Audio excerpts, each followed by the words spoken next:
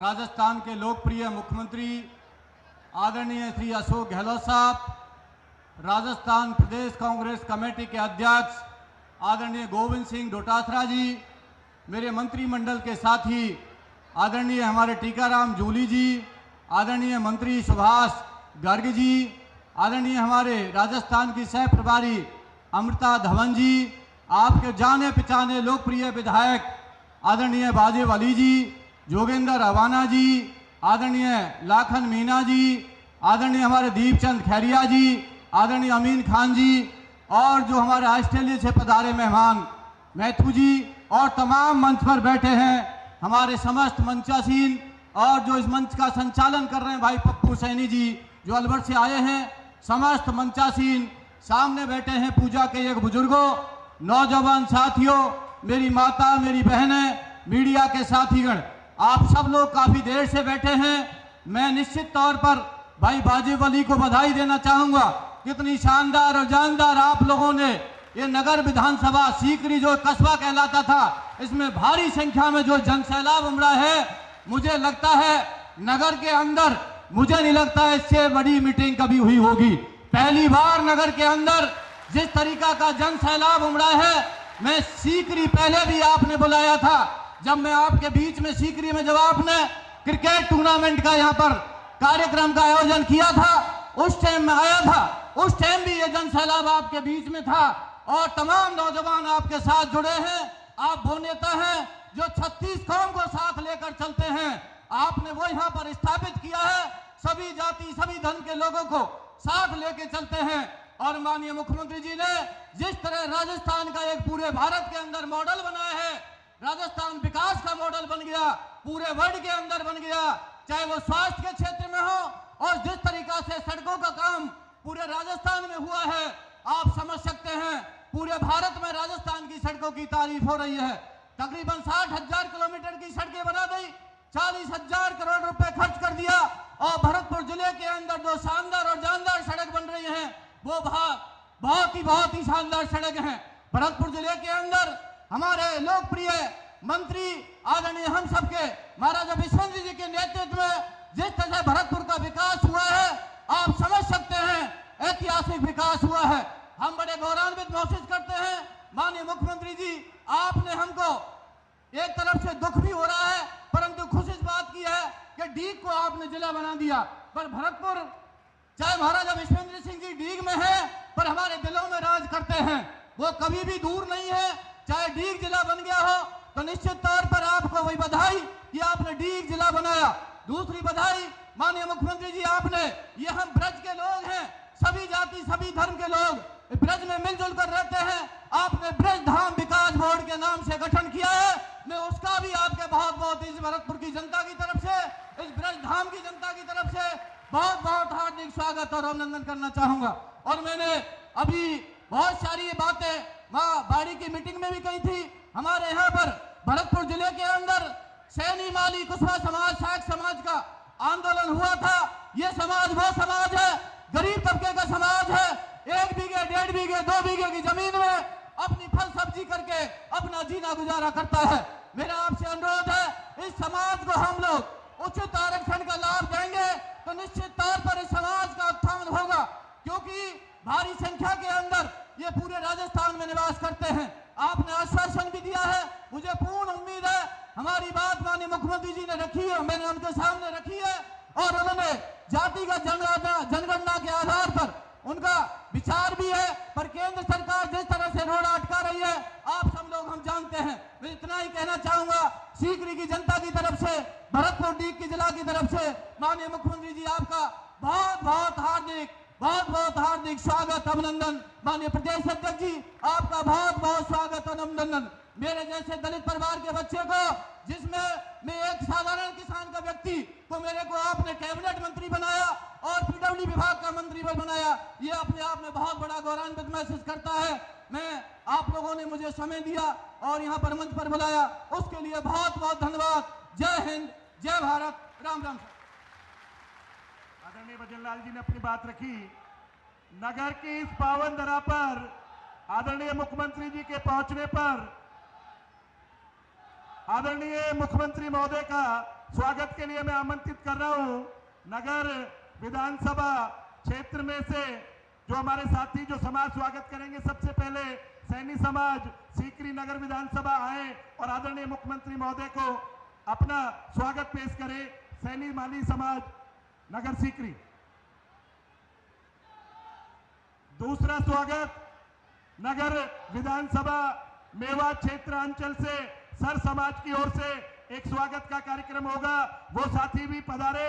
मेवात अंचल की ओर से सर समाज की तरफ से माननीय मुख्यमंत्री महोदय का स्वागत किया जाएगा।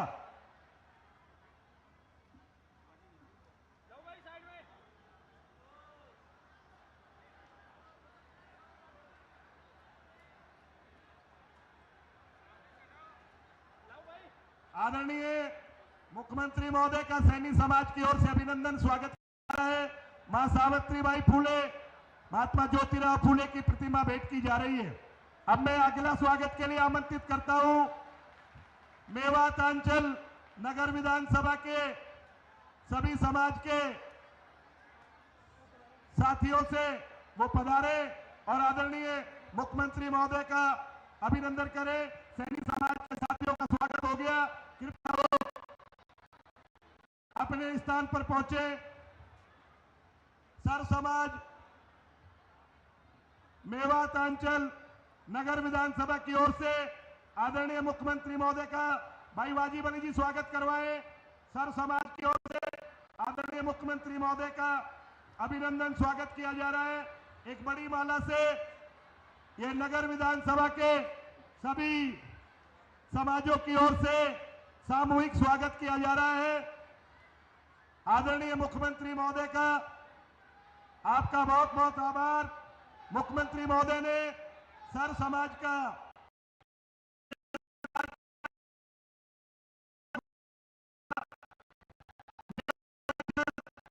की ओर आप सब लोग स्वागत माननीय मुख्यमंत्री महोदय ने स्वीकार किया और आप सब लोगों ने तहे दिल से नगर विधानसभा पे पहुंचने पर सर समाज की ओर से आदरणीय मुख्यमंत्री महोदय का स्वागत किया जा रहा है। अशोक गहलोत, अशोक गहलोत, अशोक गहलोत। आदरणीय साथियों, राजस्थान के यशस्वी मुख्यमंत्री आदरणीय अशोक गहलोत जी ने सबका स्वागत स्वीकार किया। मैं माननीय विधायक महोदय से निवेदन करूंगा, माननीय मुख्यमंत्री जी के साथ पधारे आदरणीय डोटासरा साहब को गुलदस्ता देकर बैठकर स्वागत करेंगे।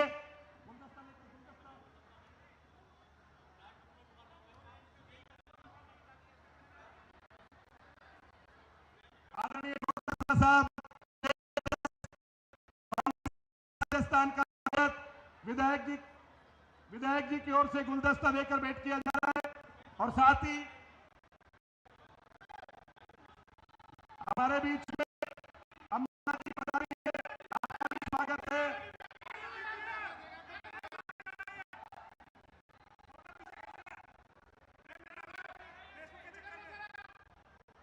भाई ये नीचे पीछे दो लोगों को भैया आराम से। हमारे बीच में राणा साहब से निवेदन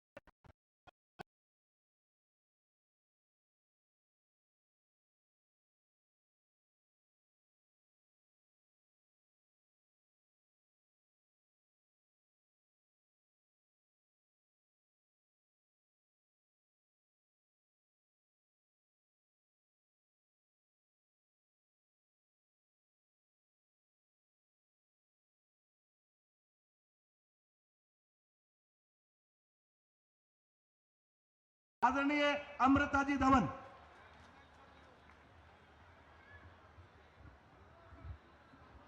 मंच पर उपस्थित बहुत ही आदरणीय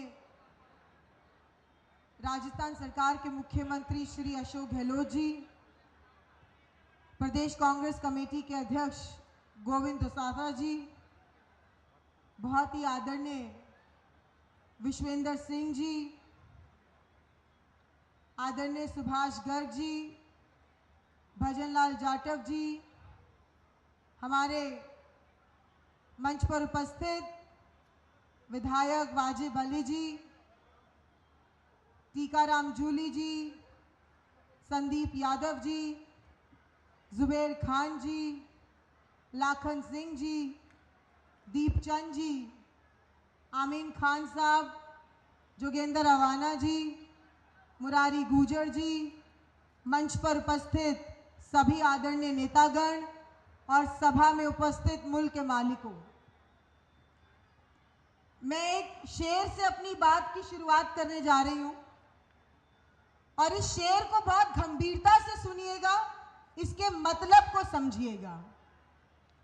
भाजपा और कांग्रेस का अंतर आपको इन पंक्तियों से मिल जाएगा। एक हमारी, एक उनकी, मुल्क में है आवाजें दो। एक हमारी, एक उनकी, मुल्क में है आवाजें दो। अब तुम पर है कौन सी तुम आवाज सुनो तुम क्या मानो। हम कहते हैं भूल के नफरत प्यार की कोई बात करो, वो कहते हैं खून खराबा होता है तो होने दो। हम कहते हैं धर्म जाति से इंसान की पहचान गलत, वो कहते हैं सारे इंसान एक, ये ऐलान गलत। हम कहते हैं बेघर बेदर लोगों को आबाद करो, वो कहते हैं भूले बिसरे मंदिर मस्जिद याद करो। एक हमारी और एक उनकी, मुल्क में आवाजें दो। अब तुम पर है कौन सी तुम आवाज सुनो तुम क्या मानो। मंच पर हमारे सभी नेता यहां उपस्थित हैं और यहां पर आज महाराजा सूरजमल जी की नगरी में मैं हूं। मैं इतना जरूर कहना चाहूंगी कि यहां पर उपस्थित हर एक जन आज कांग्रेस के साथ कंधे से कंधा मिलाकर खड़ा है। यह देखकर आज पूरी कांग्रेस पार्टी आश्वस्त है। हम जगह जगह जा रहे हैं, जगह जगह जा रहे हैं, लोगों से संवाद हो रहा है, लोगों से संवाद होता है, उनसे पूछते हैं कि कैसा चल रहा है, तो लोग कहते हैं कि हम कांग्रेस पार्टी के काम से खुश हैं। जो मुख्यमंत्री जी ने गारंटियां दी हैं वो लोगों तक पहुंच रही है। एक ऐसी गारंटी जो किसी अन्य सरकार ने आज तक नहीं सोची। कांग्रेस पार्टी एक ऐसी पार्टी है जो दिल्ली से लेकर देश के हर कोने तक लोगों के बारे में सोचती है। हमारे नेता राहुल गांधी, जिन्होंने कन्याकुमारी से लेकर कश्मीर तक 4000 किलोमीटर तक पैदल यात्रा करी, क्योंकि वो चाहते हैं कि देश के अंदर मोहब्बत और प्यार कायम रहे। और दूसरी तरफ वो फिरका परस्त ताकतें हैं जो निरंतर नफरत का बीज प्रायोजित करके देश के अंदर अभी भी विभाजन करने में लगी हुई। आज ये समझने की जरूरत है कि कैसी सरकारें चाहिए। वो सरकार जो जनता के लिए काम कर रही है या वो सरकार जो जनता को अनाथ कर कर छोड़ देती है। आज जनता के लिए काम हो रहा है। इस पंडाल के अंदर जो आखिरी लाइन में बैठा है, ये योजनाएं उस तक पहुंचे, ये कांग्रेस सरकार की नीयत है और नीति है। ये लड़ाई विचारधारा की लड़ाई है। ये लड़ाई विचारधारा की लड़ाई है। कर्नाटका के अंदर कांग्रेस पार्टी की विजय हुई। 5 साल पहले भी कर्नाटका के अंदर कांग्रेस जीती थी, लेकिन भाजपा ने दो फाड़ कर कर, क्योंकि भाजपा का एक चाल चरित्र चेहरा है, वो जाती है, सेंध करती है, जबरदस्ती अपनी सरकार बनाती है। मध्य प्रदेश के अंदर कांग्रेस पार्टी की सरकार बनी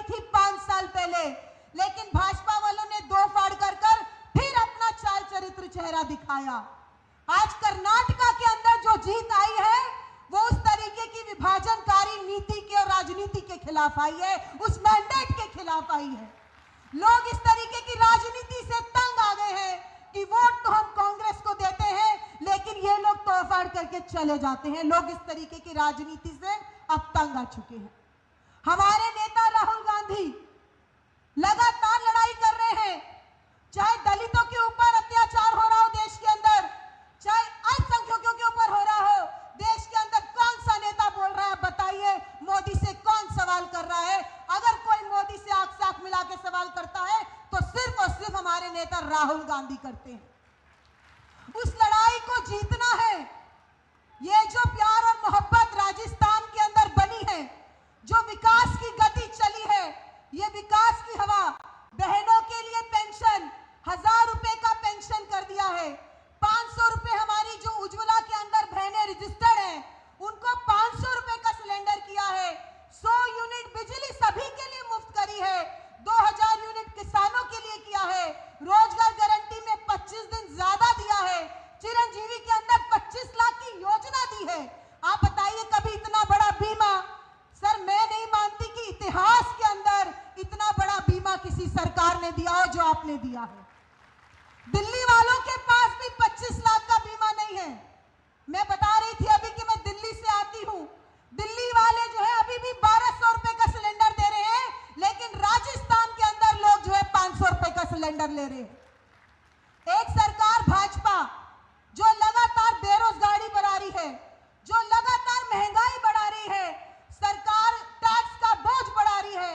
ऐसे में हमारी सरकार ने काम किया है, कांग्रेस ने काम किया है कि महंगाई का बोझ, जो महंगाई की मार है, उससे अगर राहत दी है तो कांग्रेस पार्टी और आदरणीय मुख्यमंत्री जी की योजनाओं ने दी है।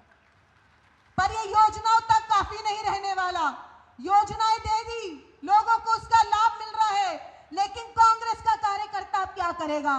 कांग्रेस के कार्यकर्ता की जिम्मेदारी है, आप लोगों की जिम्मेदारी है कि इन योजनाओं को घर घर लेकर जाइए, लोगों से संवाद करिए, लोगों के दरवाजे खटखटाइए, और अगर कोई व्यक्ति वंचित रह गया तो उसको भी इन योजनाओं के साथ जोड़िए। ये हम सभी का काम है और समय का अभाव है। मैं भरतपुर में पहले भी आई हूँ, आगे भी आती रहूंगी। आप लोगों का इतना मान और सम्मान हमेशा मिलता रहेगा, यही उम्मीद करती हूँ। जय हिंद, जय भारत, राम राम साहब। हमारे बीच में महाराज विश्वेंद्र सिंह जी भी विराज रहे हैं। मेरा आपसे भी विनम्र आग्रह है, आप पधारे और अपना उद्बोधन दे राजस्थान सरकार के कैबिनेट मंत्री महाराजा विश्वेंद्र सिंह जी।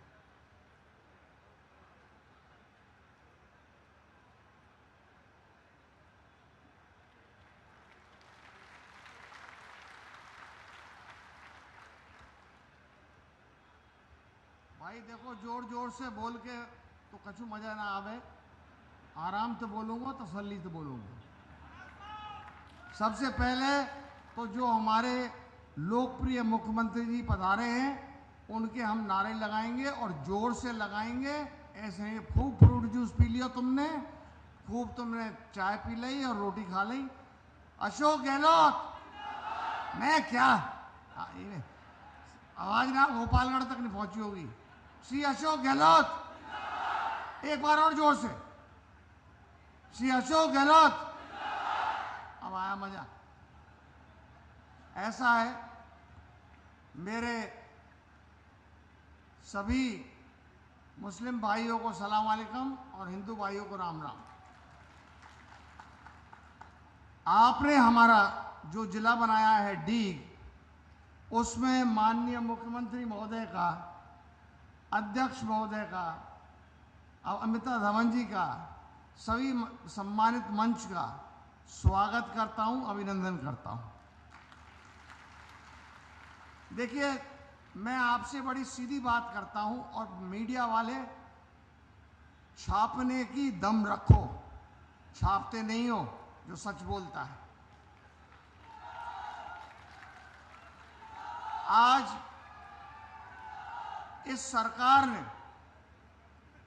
सन 52 से जब से प्रजातंत्र शुरू हुआ है, ऐसा कभी इतिहास में नहीं हुआ कि 5 साल के बजट में एक भी टैक्स नहीं लगाया।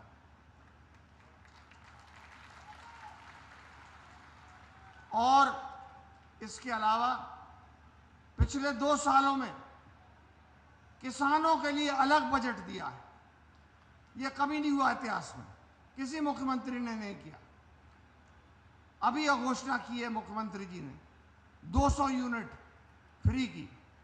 लोग कहते हैं केजरीवाल ने 300 की कर रखी। अरे 300 से अगर 1 यूनिट ज्यादा भी आ गई तो पूरा सरचार्ज लग जाएगा। यहां सरचार्ज नहीं है, वो भी माफ कर दिया। अब बोलो ना भाई यार, बोलना चाहिए। कोई आदमी काम करता है उसकी तारीफ तो करो। 2-4 बोल रहे हैं जो सब फायदा सब उठा रहे हैं। कटवा दूं कनेक्शन ने तुम्हारे निसवन में। भाई वाजीवाली जी को मैं धन्यवाद देना चाहता हूं, आपने हम सबको बुलाया। मुख्यमंत्री जी लेट हो रहे हैं, लेकिन मैं एक चीज निवेदन करना चाहता हूं।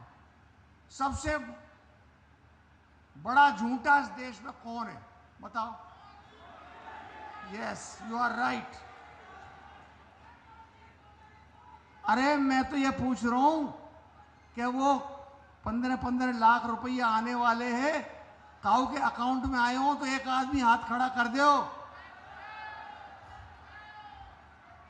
ना आए ना।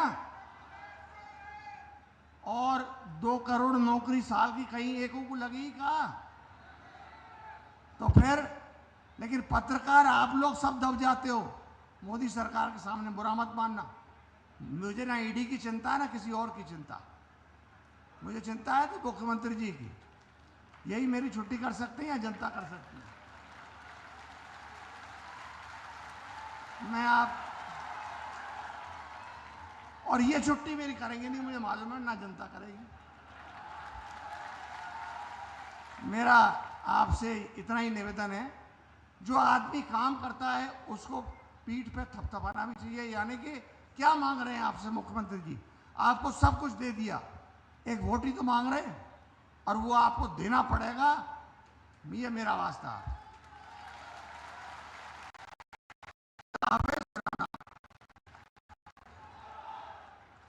महाराज साहब की बात सब लोगों ने स्वीकार की। अब मैं आमंत्रित करता हूं राजस्थान प्रदेश के कांग्रेस के मुखिया आदरणीय डोटासरा साहब से विनम्र आग्रह करता हूं, आप पधारें और अपना उद्बोधन दें। आदरणीय डोटासरा साहब।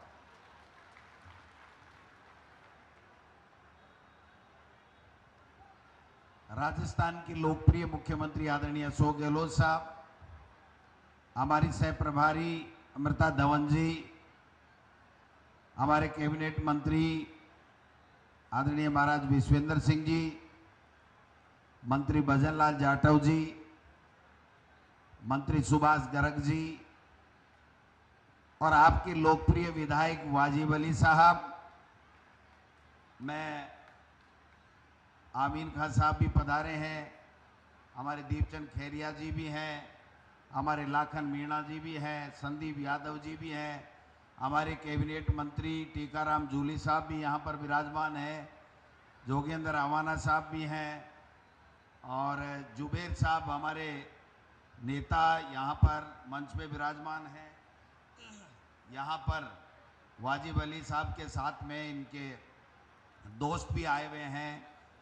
मुरारी गुजर जी भी हैं जो कांग्रेस के प्रत्याशी थे, हमारे पंचायत समिति के प्रधान, हमारे ब्लॉक अध्यक्ष साहिबान, जिला कांग्रेस कमेटी के पदाधिकारीगण, आदरणीय बुजुर्गों, युवा साथियों, माताओं बहनों, पत्रकार बंधुओं, सबसे पहले मैं आपके लोकप्रिय विधायक वाजिब अली साहब का बहुत बहुत धन्यवाद देना चाहता हूं कि उन्होंने शानदार और जानदार मीटिंग कराई। भाई नाम वाजिब, काम वाजिब और मीटिंग बहुत ही शानदार और जानदार, तो निश्चित रूप से आप बधाई के पात्र हैं। माननीय मुख्यमंत्री जी, जिस प्रकार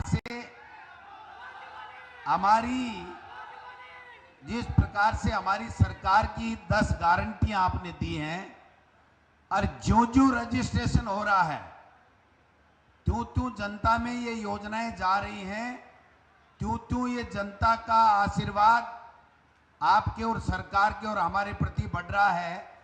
प्रतिदिन जैसे जैसे गारंटी कार्ड का रजिस्ट्रेशन राजस्थान में बढ़ रहा है, वैसे वैसे हमारी सरकार की लोकप्रियता बढ़ रही है और जैसे जैसे ये जो लोग आ रहे हैं सभाओं में, इनकी संख्या बढ़ रही है।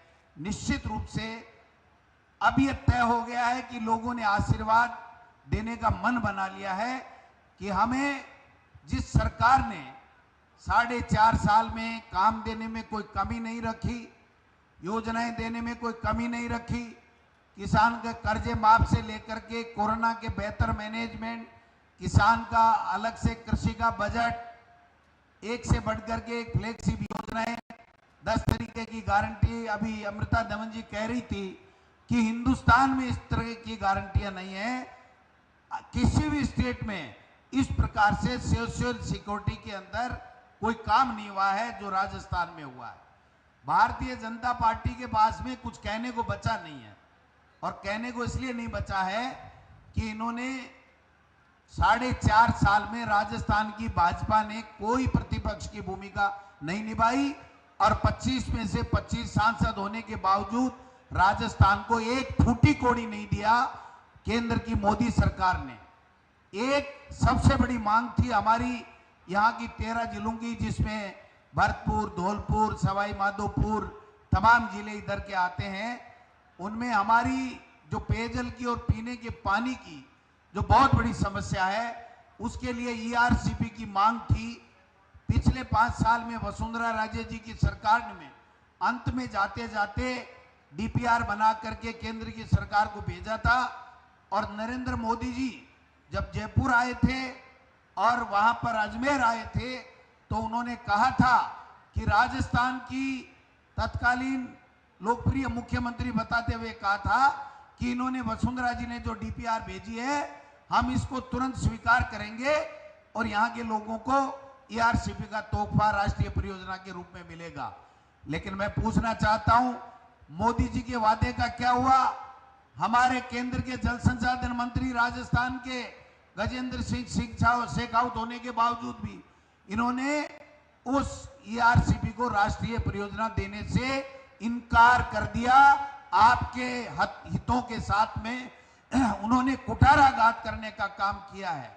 लेकिन सरकार आपने बनाई, अशोक गहलोत जी ने बहुत ही एक ऐतिहासिक फैसला लिया कि चाहे कि मोदी सरकार से मुकर सकती है, लेकिन इन 13 जिलों को ईआरसीपी अगर राष्ट्रीय परियोजना नहीं भी होगी तो पेयजल और सिंचाई के लिए मैं राजस्थान की सरकार की ओर से पैसा दूंगा। ये एक बहुत बड़ा फैसला किया और बजट में 13,000 करोड़ रुपए देकर के काम शुरू करने का काम किया है। आप देखिए, 500 रुपए का सिलेंडर किसान का 2 महीने से बिल आता है, घर का 200 यूनिट फ्री है, उसके ऊपर कोई सरचार्ज नहीं। 2000 का कृषि का जो यूनिट का कृषि का बिल है माफ है। नरेगा में काम करने वालों को भी 125 दिन कर दिया। 500 साढ़े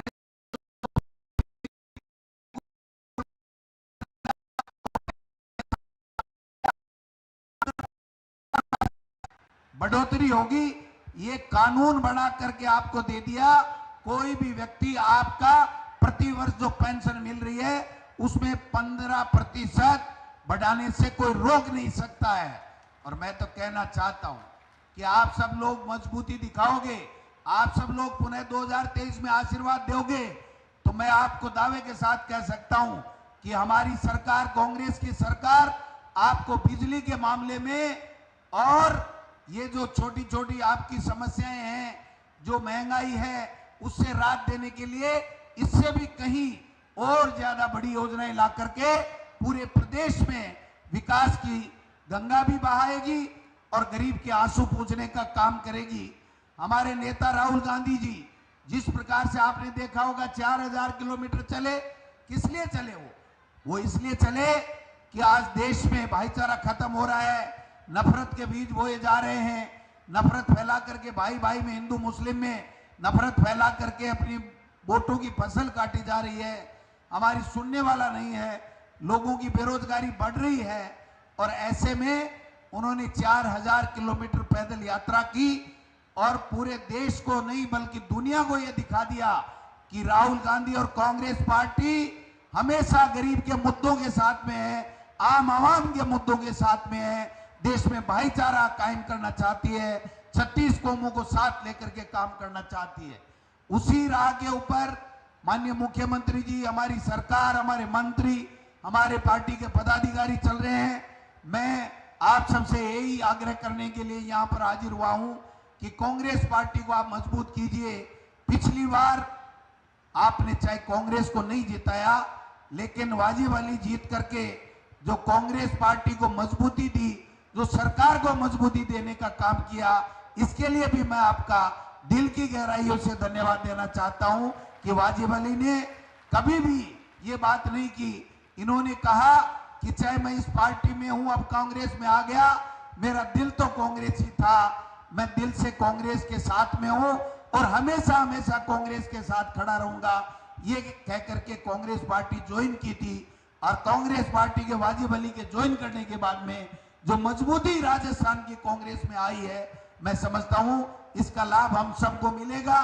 चाहे वो अवाना साहब हो, चाहे वो दीपचंद खेरिया जी हो, चाहे वो संदीप यादव जी हो, मैं तमाम साथियों को इस मंच के माध्यम से कांग्रेस पार्टी के मुखिया के नाते धन्यवाद देना चाहता हूं कि आपने जो प्रदेश में जनादेश कांग्रेस को मिला था, उसको पूरी 5 साल सरकार चलाने का जो मजबूती प्रदान की है कांग्रेस ज्वाइन करके, आप बधाई के पात्र हैं, आप धन्यवाद के पात्र हैं। काम माननीय मुख्यमंत्री जी ने किसी का रोका नहीं, चाहे वो कोई भी आ गया। और मैं तो ये कहता हूं कि भारतीय जनता पार्टी या कोई अन्य दल का व्यक्ति भी आकर के मुख्यमंत्री जी को ये कहता है कि मेरे इलाके में ये विकास के काम है, तो माननीय मुख्यमंत्री जी ने कभी भी उस काम के लिए मना नहीं किया। कांग्रेस पार्टी नहीं बल्कि दूसरे पार्टी बीजेपी के जहां भी नेता चुनाव जीते हुए हैं, वहां भी चाहे सड़कों का काम हो, चाहे पानी का काम हो, चाहे ये जो 10 तरह की गारंटी देने का काम हो, इसमें कोई भी कांग्रेस नहीं है। ये तमाम राजस्थान के लोगों को इस राजस्थान सरकार गारंटियों का लाभ मिल रहा है, ये मैं कहना चाहता हूं। क्योंकि हमारी आइडियोलॉजी यही है कि हम सबको लेकर के साथ चलते हैं। पार्टी 15 दिन की बात करते हैं, बाकी जनता की सेवा करते हैं। और दूसरी तरफ केंद्र की मोदी सरकार और आरएसएस और बीजेपी चुन चुन के बदले लेती है, झूठे मुकदमे दर्ज कराती है, ईडी सीबीआई इनकम टैक्स का दुरुपयोग करती है और यहां तक भी कि चुनाव आयोग का दुरुपयोग भी भारतीय जनता पार्टी और केंद्र की मोदी सरकार करने से नहीं चूकती है। आज कोई भी देश में सुरक्षित नहीं है, कोई भी भाईचारे की बात करता है उसको राष्ट्रद्रोही का नाम दिया जाता है। ये इस तरीके की जो बातें करते हैं, ऐसे लोगों से सावधान रहना है। 2023 में पुनः 2023 में कांग्रेस की सरकार लानी है और 2024 में मोदी सरकार का तख्त पलटा करना है। इन्हीं आशा और अपेक्षाओं के साथ आप सबने बुलाया, सम्मान दिया, आपका बहुत बहुत धन्यवाद। जय हिंद, जय।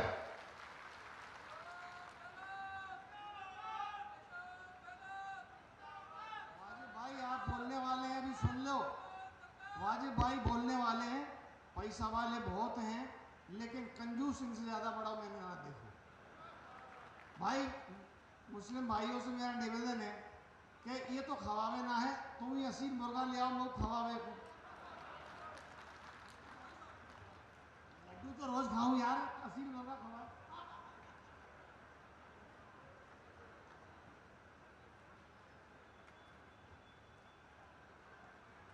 सीकरी के इस ऐतिहासिक कस्बे में मेरे जन्म स्थान पर आज राजस्थान के लोकप्रिय यशस्वी मुख्यमंत्री आदरणीय अशोक गहलोत जी, उनके साथ चलकर आए हमारी पार्टी के प्रदेश अध्यक्ष आदरणीय गोविंद सिंह डोटासरा जी, मंच पर उपस्थित हम सबके आदर्श मार्गदर्शक, हमारे सबके चहेते महाराजा विश्वेंद्र सिंह जी, कैबिनेट मंत्री श्री टीकाराम जूली जी, हमारे और जिले के कैबिनेट मंत्री श्री भजनलाल जाटव जी, साथ में मौजूद मंत्री श्री सुभाष गर्ग जी, हमारे मेवात विकास बोर्ड के अध्यक्ष आदरणीय जुबैर खां जी, हमारे डांग विकास बोर्ड के अध्यक्ष भाई लाखन सिंह मीणा जी, राजस्थान सब रीजनल डेवलपमेंट बोर्ड के अध्यक्ष भाई संदीप यादव जी, बाड़मेर शिव से चलकर आए एमएलए साहब आमीन खां जी, यहाँ मंच पर उपस्थित सारे बड़े बुजुर्ग नौजवान साथियों, हमारी सहप्रभारी अमृता जी, सबसे पहले तो मैं आप सबका दिल से धन्यवाद देना चाहता हूं जो इस भारी संख्या में आप लोगों ने आकर मेरा और मुख्यमंत्री जी का आभार बढ़ाए। बहुत बहुत आभार, बहुत बहुत धन्यवाद। मुख्यमंत्री जी, ये मेवात की जनता, ये नगर की जनता और आसपास के लोग आज आपका धन्यवाद देना चाहते हैं, और धन्यवाद इसलिए देना चाहते हैं कि जो 70 साल के अंदर इस विधानसभा में काम नहीं हुए, वो 4 साल में आपके आशीर्वाद से हमारे विधानसभा में हुए। हमारे यहाँ कॉलेज आपने खोले, हमारे यहाँ स्कूल आपने खोले, हमारे यहाँ तहसीलें आपने खोली, हमारे यहाँ अस्पताल आपने खोले। मुख्यमंत्री जी, ऐसे कोई वर्ग नहीं रहा जिसको आपने लाभान्वित नहीं किया। और अब जो ये स्कीमें चल रही हैं, चाहे वो इंश्योरेंस है, चाहे वो पेंशन बढ़ी गई है, जो हमारे महंगाई राहत शिविर चल रहे हैं, इसने तो हर एक बच्चे से लेकर बूढ़े तक को राहत देने का काम किया है। जहां इस देश के अंदर आज महंगाई चरम सीमा पर है, लोग त्राही कर रहे हैं, वहां पर आप जो है मरहम देने का काम कर रहे हो। देश के अंदर सबसे सस्ता सिलेंडर राजस्थान में मिल रहा है, देश के अंदर सबसे सस्ता और अच्छा बीमा राजस्थान में मिल रहा है। तो मुख्यमंत्री जी, सबसे पहले तो आप सबका नगर की जनता से, इस इलाके की जनता की तरफ से बहुत धन्यवाद। मुख्यमंत्री जी, ये मेवात के लोग हैं, सबको दिल से चाहते हैं। ये वो वीर लोग हैं जिन्होंने बाबर से युद्ध लड़ा और हमारे राजा हसन खां मेवाती अपने भाईचारा को बचाने के लिए राणा सागा के साथ मिले और जंग में शहीद हो गए, लेकिन भाईचारा जिंदा रखी हम लोगों ने। अक्सर हमें बदनाम किया जाता है, मेरी थोड़ी शिकायत मीडिया बंधुओं से भी है, क्योंकि जब मेवात का नाम आता है तो उसका जो हेडलाइन अलग तरीके से पेश करी जाती है। हमारे यहाँ बहुत भाईचारा है, लेकिन अपराधों की दृष्टि से हमारा इतना लेवल नहीं जितना हमें दर्शाया जाता है। लेकिन हम आपसे निवेदन करते हैं कि हमें सही सम्मान मिले। इस इलाके के अंदर बहुत भाईचारा बड़ा है, लेकिन कभी कभी प्रशासन जो है चने के साथ घुन को पीसना चालू करता है। गलत है, उसको सजा मिले, लेकिन प्रशासन के नाम पर, ऑनलाइन ठगी के नाम पर जो गांव-गांव में ब्लैक मेलिंग और लूट हो रही है, वो बंद होनी चाहिए हमारे इलाके की तरफ से। मुख्यमंत्री जी, ये मेवात के लोग आपको बहुत दिल से चाहते हैं। हमारे क्षेत्र की और एक बड़ी समस्या थी, जुनैद और नासिर के कातिल आज भी हमारी गिरफ्त से बाहर हैं, लेकिन न्याय मिलना चाहिए, इंसाफ मिलना चाहिए। मुख्यमंत्री जी, आज भारी जनता में यहाँ किसान लोग आए हैं, भारी जनता में यहाँ किसान लोग आए हैं, इनकी छोटी छोटी समस्या है, मैं आपको अवगत कराना चाहता हूँ और आपका विशेष निवेदन वहाँ चाहता हूँ। हमारे क्षेत्र में, मेवात के क्षेत्र में बहुत सारे गांव जो हैं वो रेवेन्यू विलेज नहीं है, वहाँ स्कूल भी है। तो आपसे निवेदन है कि सरकार जो है कोई अभियान चला के उन्हें रेवेन्यू विलेज करे। हमारे नगर विधानसभा में बहुत सारे जो काश्तकार हैं वो गैर खातेदार हैं, कस्टोडियल लैंड उनके पास है, वो उसका मालिकाना हक उन्हें नहीं मिल पाया। हम आपसे निवेदन करते हैं उन्हें उनका हक भी मिले। मुख्यमंत्री जी, ये मेवात पिछड़े रहने का एक और बहुत बड़ा कारण रहा, हम लोग शिक्षा से वंचित रहे। हमारे यहाँ नेता तो हुए या रिप्रेजेंटेटिव हुए, लेकिन किसी ने शिक्षा पे ध्यान नहीं दिया। मेरे पास लिस्ट है 70 साल पुराने स्कूल जो 1950 में खुले, 53 में खुले, 50 में खुले, 59 में खुले, वो आज भी 5वीं के हैं। 70 साल आजादी के हो गए, अमृतसर मनाया जा रहा है, लेकिन हमारे गांव के स्कूल आज भी 5वीं के हैं।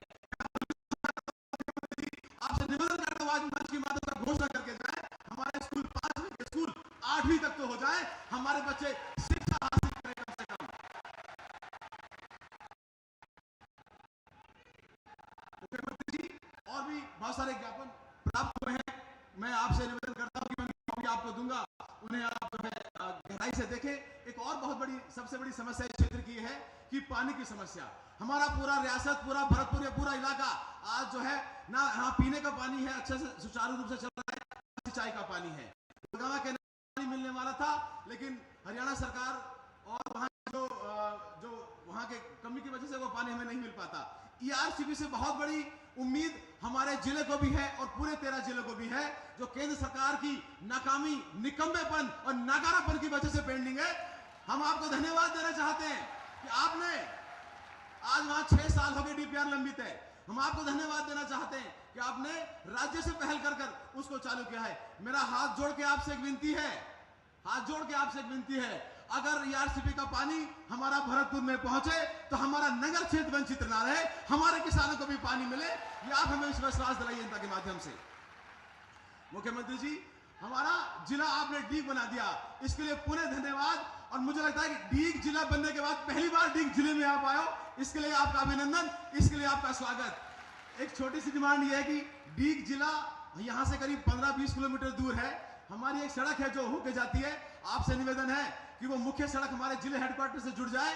और हमारे क्षेत्र में मिसिंग लिंक की बहुत बड़ी समस्या है, तो 30 किलोमीटर की मिसिंग लिंक सड़कें हमारे क्षेत्र को मिले।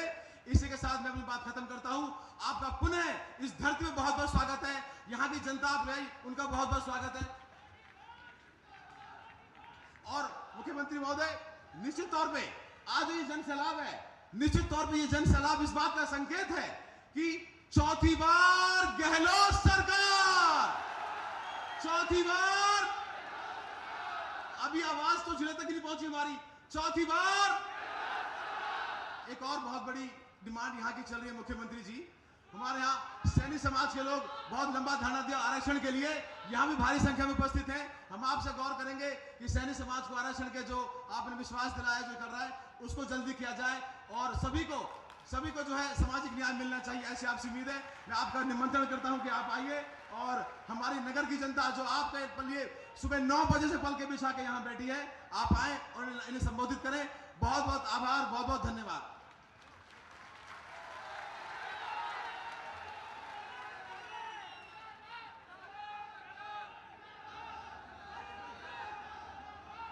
अशोक गहलोत, अशोक गहलोत, चौथी बार। हमारे प्रदेश कांग्रेस के अध्यक्ष गोविंद डोटासरा जी, हमारे वरिष्ठ साथी विश्वेंद्र सिंह जी, आपके लोकप्रिय विधायक वाजिद अली जी, सचिव प्रभारी एआईसीसी की अमृता धवन जी, हमारे मंत्रिमंडल के साथी पिंडोरी के मंत्री भजनलाल यादव जी, टीकाराम जोरी जी, सवाई गर्ग जी, हमारे बहुत ही वरिष्ठ नेता अमीन खान साहब, फिर शिव से आए यहाँ पर नगर। अमीन साहब का विशेष प्रेम रहा वाजिद अली से। जब कभी मेरी बात हुई पिछले 4 साल में, तो मुझे हमेशा कहा कि आप वाजिद अली का ध्यान जरूर रखिएगा। वो अमीन साहब यहाँ खुद आए हैं। दीपचंद खेरिया जी हमारे वरिष्ठ नेता हैं, मेरे आदरणीय हैं। लाखन मीणा जी और जोगिंद्र अवाना जी, ये तो हमारी सरकार बचाने में मुख्य भूमिका अदा करने वालों में हैं। संदीप यादव भी है उसके अंदर ही।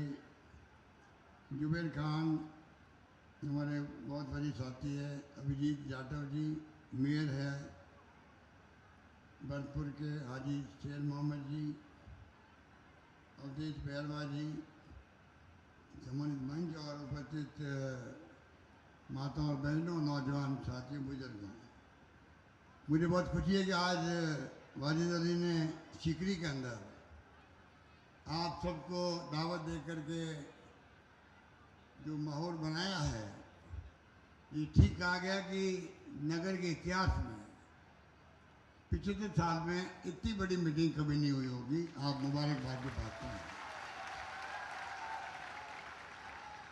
आप सबको मुबारकबाद, मुबारक हो आपको, क्योंकि ये आपका संदेश जो है,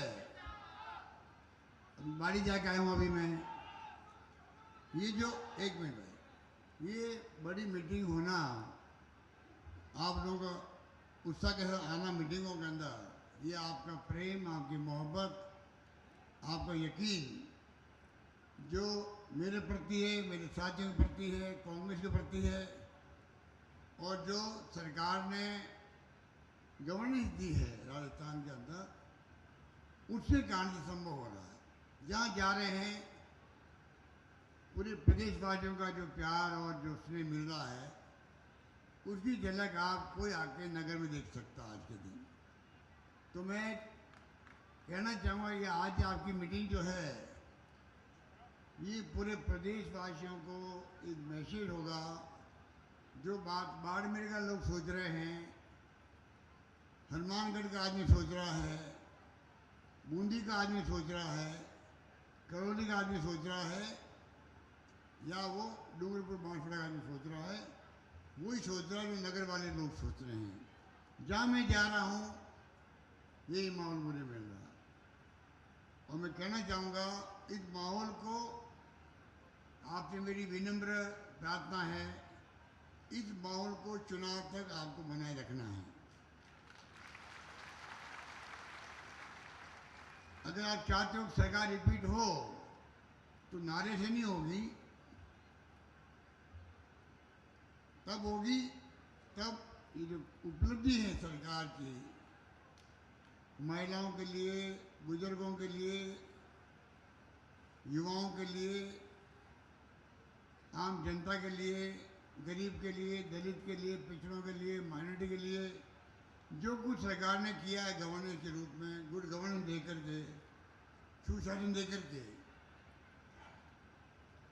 उनका जो है जनता में एक मैसेज है। तो चुनाव आते आते आप देखते हैं जिस प्रकार के देश में राजनीति चल रही है वो बहुत खतरनाक है।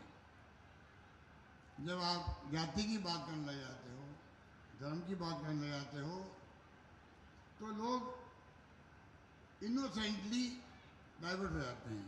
इनोसेंटली वो समझ नहीं पाते हैं कि इसका कितना बड़ा नुकसान होगा देश को, समाज को। ये चिंता का विषय सबको होना चाहिए, चाहे कोई कौम का, कोई धर्म का आदमी है देश के अंदर, कोई जाति का है, कोई भाषा बोलने वाला है, उस सबको एहसास होना चाहिए कि देश किस दिशा में जाना है, किस दिशा में ले जाना है, किस दिशा में जा रहा है, लोकतंत्र की स्थिति क्या है। आज जो ताकत जो है सरकार की, वो income tax, ED, CBI, judicial दबाव, ये लोकतंत्र में अच्छी बातें नहीं है। लोकतंत्र में डॉक्टर अंबेडकर ने जो संविधान दिया है, गांधी जी की सानिध्य में पंडित नेहरू, चाहे वो सरदार पटेल, चाहे मौलाना अबुल कलाम आज़ाद, बड़े बड़े नेता ने सोच समझ के जो उस समय फैसले किए थे लोकतंत्र की जमहूरियत के लिए, वो जमहूरियत मजबूत रहे, ये हमारा प्रयास होना चाहिए। तब जाकर के ये देश एक रहेगा, अखंड रहेगा। वरना आप देखिएगा इंदिरा गांधी की जान चली गई। इंदिरा गांधी कोई दुश्मनी थोड़ी थी किसी से, ना कोई खेत का झगड़ा था उनका। इंदिरा गांधी महान नेता थी, प्रधानमंत्री के रूप में काम कर रही थी और उनका सीना छल्दी कर दिया गया। तो खालिस्तान नहीं बनने दिया, देश को टूटने नहीं दिया। राजीव गांधी शहीद हो गए देश के लिए। आप सोच सकते हैं जिस प्रकार का माहौल, रशिया देखिए हमारा मित्र राष्ट्र था, आज यूक्रेन उसी का पार्ट था, आपस में झगड़ा हो रहा है, टूट गए, बिखर गया रशिया। आज अनेकता में एकता वाला मुल्क हमारा है। ये कांग्रेस पार्टी की नीतियाँ, उसके कार्यक्रम, उनके सिद्धांतों का परिणाम है। आज़ादी के पहले या बाद में जो जिस प्रकार से निभाया है देश को, सबको एहसास करवाया है देशवासियों को, चाहे वो कोई भाषा बोलने वाला, तमिल हो, तेलुगु हो, मलयालम, पंजाबी, मराठी, बंगाली, कोई हो, कोई धर्म के लोग, हिंदू, मुस्लिम, सिख, ईसाई, फारसी, जैन, कोई हो, हजारों जातियों के लोग रहते हैं, उन सबको एहसास करवाया कि ये देश आप सबका है। तब जाके देश एक व अखंड रहा है। ये नहीं भूलना चाहिए। जिस प्रकार की राजनीति हो रही है उसे बचना चाहिए। कब तक करेंगे, कब तक करेंगे? ठीक है, एक बार जीत गए, दो बार जीत गए, चौथ में मालूम पड़ जाएगा क्या होगा। कर्नाटक में एक झलक मिल गई उनको भी। धर्म के नाम पे राजनीति करने की कोशिश की प्रधानमंत्री खुद ने। कर्नाटक की जनता ने चलने नहीं दिया। ये माहौल राजस्थान के अंदर है, ये माहौल मध्य प्रदेश के अंदर है, ये माहौल छत्तीसगढ़ के अंदर है। सब जगह आप लोगों का आशीर्वाद से, दुआओं से कांग्रेस की सरकार बनेगी और इनको मालूम पड़ जाएगा कि आपने जो गुमराह किया देश को, वो देश गुमराह होने वाला नहीं है। समझ गया आपकी चालों को। आप लोग बहुत घमंड करते थे, चाल चरित्र चेहरा हमारा अलग है। वो चाल भी सामने आ गई, आपका चरित्र भी सामने आ गया और आपका चेहरा भी सामने आ चुका, देश के सामने आ चुका। इसलिए मैं कहना चाहूँगा कि बहुत बड़ी मीटिंग है जो आप कर रहे हो, इतने लोग आ रहे हो कि टेंट बड़े लगवाने पड़ रहे हैं।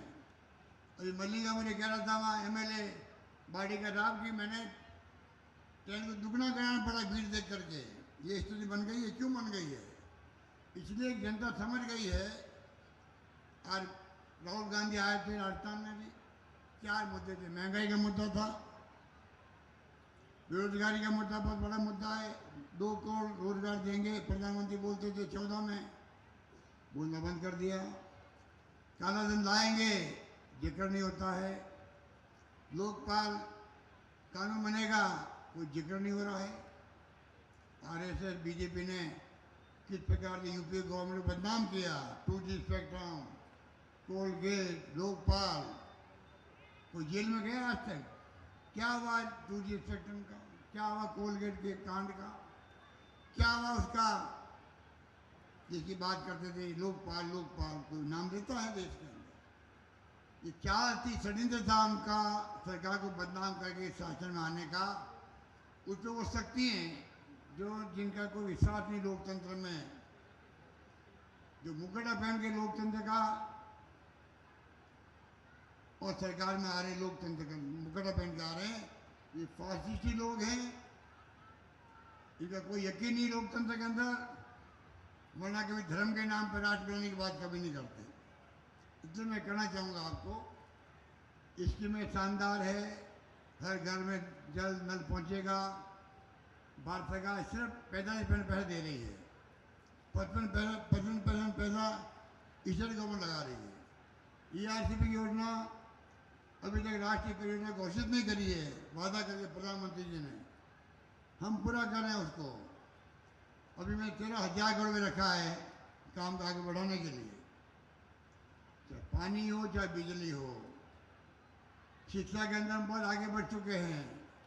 जो मांगता है कॉलेज दे रहे हैं, स्कूल दे रहे हैं, विश्वविद्यालय दे रहे हैं, मेडिकल का, इंजीनियरिंग का। आज शिक्षा को लेके राजस्थान हब बनता जा रहा है। अभी वाजिद कह रहा था कुछ स्कूलें बच गई, 50 की 54 की स्कूलें हैं, अभी तो प्राइमरी स्कूलें ही हैं। मैं घोषणा करता हूँ तमाम जो इसने लिस्ट बताई है तमाम स्कूलों को क्रमबद्ध कर दिया जाएगा, कोई दिक्कत नहीं।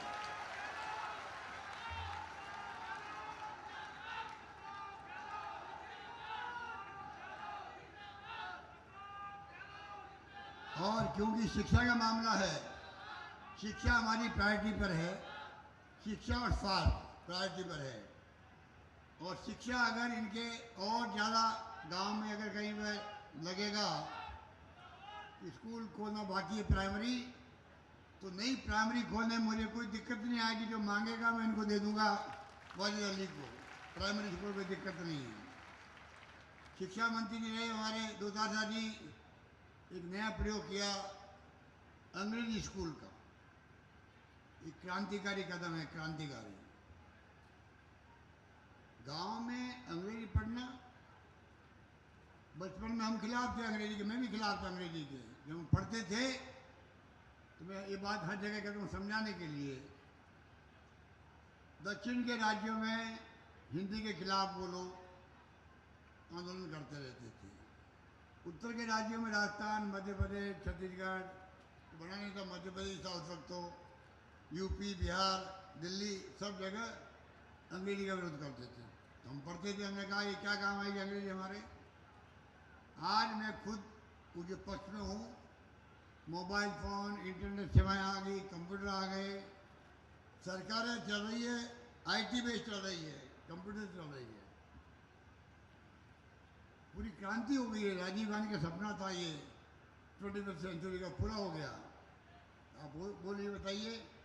आज मुझे खुशी की बात की है, गांव वालों ने गोविंद दोतारा के वक्त में शिक्षा मंत्री के रूप में जब थे, ये इंग्लिश स्कूलें शुरू करी। हो सकता है उनको पसंद नहीं आती, ये क्या लेके आ गए ये। और मुझे खुशी है हमारा प्रदेश के वासी गांव वाले वो सरकार की भावना समझ गए कि हमारे बच्चों का भविष्य किस में हमारे हित जुड़े हुए हैं। उन्होंने स्वीकार कर ली। अभी तक 3 लाख बच्चों ने ले लिया प्रवेश उन स्कूलों के अंदर, नंबर 1। नंबर 2, इतनी भीड़ पड़ रही है एडमिशन के लिए कि लॉट ही खोलनी पड़ रही स्कूलों के अंदर कि सबका नाम आ नहीं पा रहा है। और मैं विश्वास दिलाता हूं मौके पर मैं चाहूँगा लॉटरी खोलने की नौबत नहीं आए, तब तक मैं स्कूल खोलता रहूँगा। ये क्रांति है। मैं जाता हूँ ये मैं के रात शुरू में 8-10 लड़के खड़े होते हैं, लड़के खड़े बच्चे इंग्लिश में मुझसे बात करते हैं। मैं कहता हूँ भाई मेरे को पूरी इंग्लिश नहीं है, टूटी फूटी आती है, मुझे दिखा दो। और तुम अच्छी इंग्लिश बोल रहे हो, मैं आपको बधाई देता हूँ, तुम्हारा फ्यूचर में ब्राइट है। आज 5 साल 10 साल बाद देखेंगे आप हमारे बच्चे जो है बम्बई, दिल्ली, लंदन, अमेरिका कहीं जाएंगे तो कॉन्फिडेंस से जाएंगे वो लोग, क्योंकि इंग्लिश फराटे वाले बोलने लग जाएंगे, जिसकी जरूरत है दुनिया के मुल्कों में। जो जाते हैं तो इंग्लिश जानते हैं वो लोग। पूरी दुनिया में इंग्लिश लैंग्वेज कॉमन लैंग्वेज है। और मैं 500 बच्चों को भेज रहा हूँ विदेश में, शायद आपको मालूम होगा क्यों भेज रहा हूँ। डॉक्टर अम्बेडकर गए थे, उनको किसने भेजा? जब वो छात्र थे, नौजवान थे, दलित वर्ग के थे, छुआछूत होती थी स्कूल के अंदर। बड़ौदा के महाराजा गायकवाड़ ने भेजा उनको लंदन पढ़ने के लिए। आज बताइए डॉक्टर भीमराव अम्बेडकर का नाम संविधान निर्माता के रूप में इतिहास में दर्ज हो गया। मैं चाहूँगा हमारे बच्चे जो है, आने वाली जनरेशन, जो बच्चे जा रहे हैं, ये बच्चे आने वाले वक्त में अगर अमीर का बच्चा जा सकता है तो गरीब के बच्चे के पास फीस नहीं है जाने की, किराया नहीं जाने का अमेरिका, इंग्लैंड, ऑस्ट्रेलिया या कनाडा, कैसे जाएगा?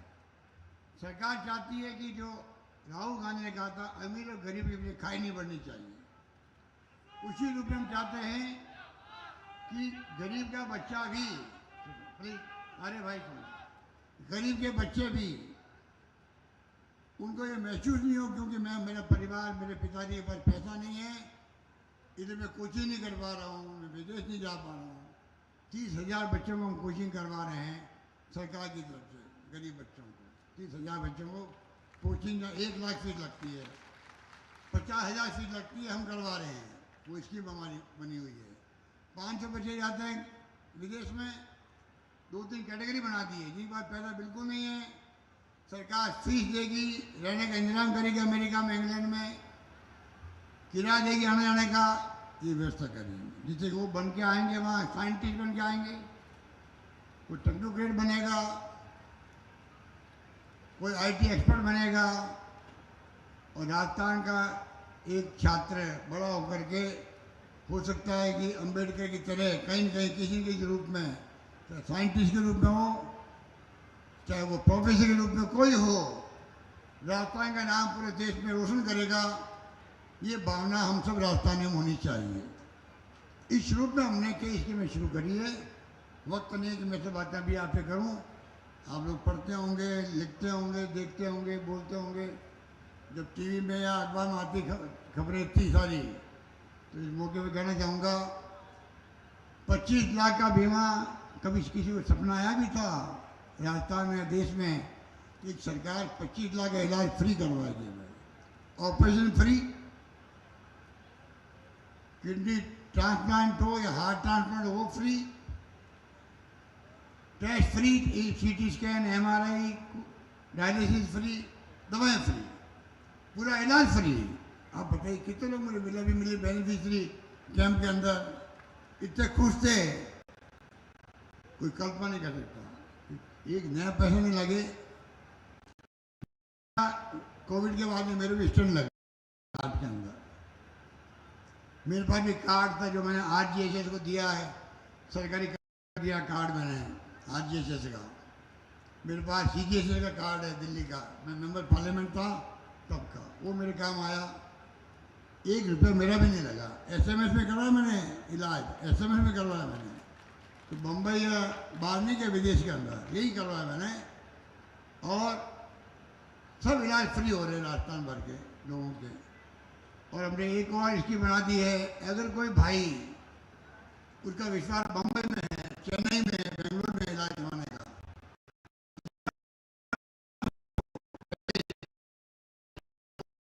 ट्रांसप्लांट हो,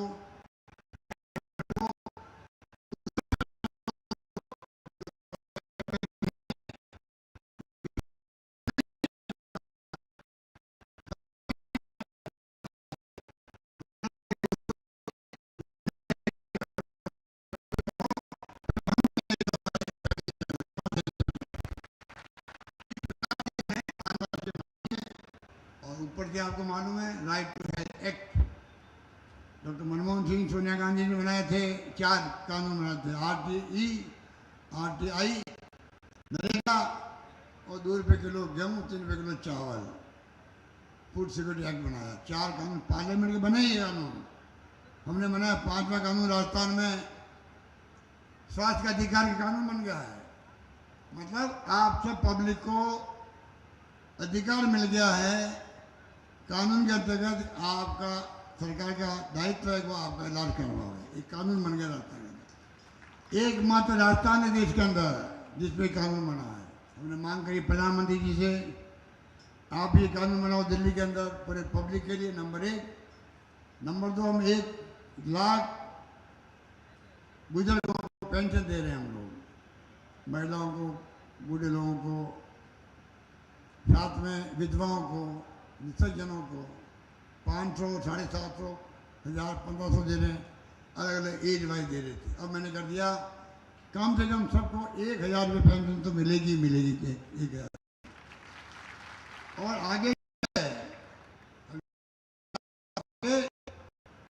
वर्ष 15 उस व्यक्ति की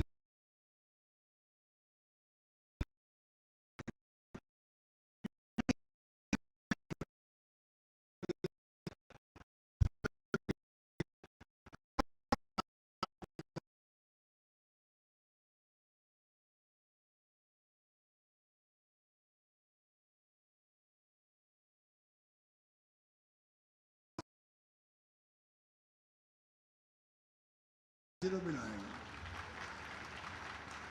2000 यूनिट आएगी, किसानों के लिए फ्री कर दिया उनको।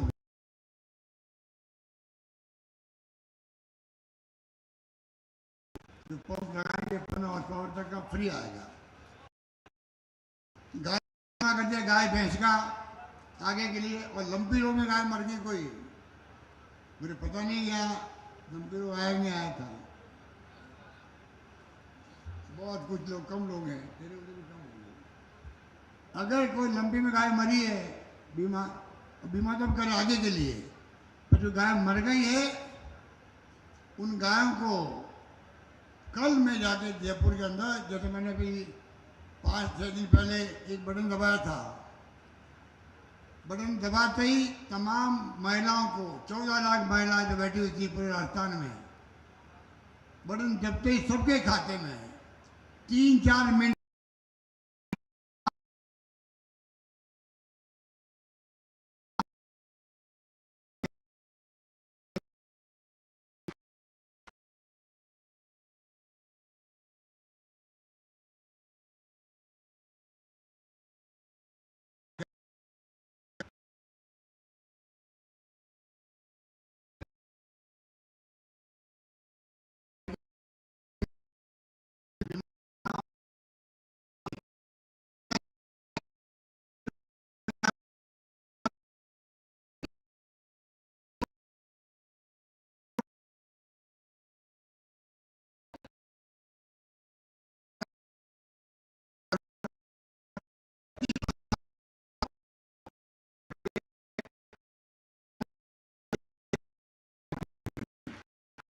वापस गाय खरीदने के लिए दूंगा। कल मैं बटन दबाऊंगा, लगभग 140 करोड़ रुपए 3-4 मिनट में, 2 मिनट में, क्योंकि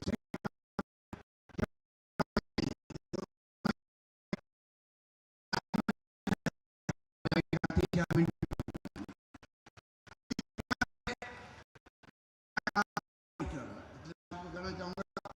इतने माजिद ने स्कूल की बात करी है और कोई अवाना साहब ने कहा मेरी कोई तहसील बनाई था वो तहसील, ये जो आप मुझे कहोगे सब हो जाएगा। मैंने क्या रखा है, तुम मांगते मांगते थक जाओगे, तुम मांगते मांगते थक जाओगे, मैं देते देते नहीं थकूंगा। आप मांगते रहो मुझसे, आप मांगते रहो, मैं उसको पूरा करता रहूंगा। अगर बच भी गया तो जो माहौल में लग रहा है सही आप पर रिपीट करोगे तो तब करने की चिंता क्यों करते हो? तो विश्वास होना चाहिए हमें।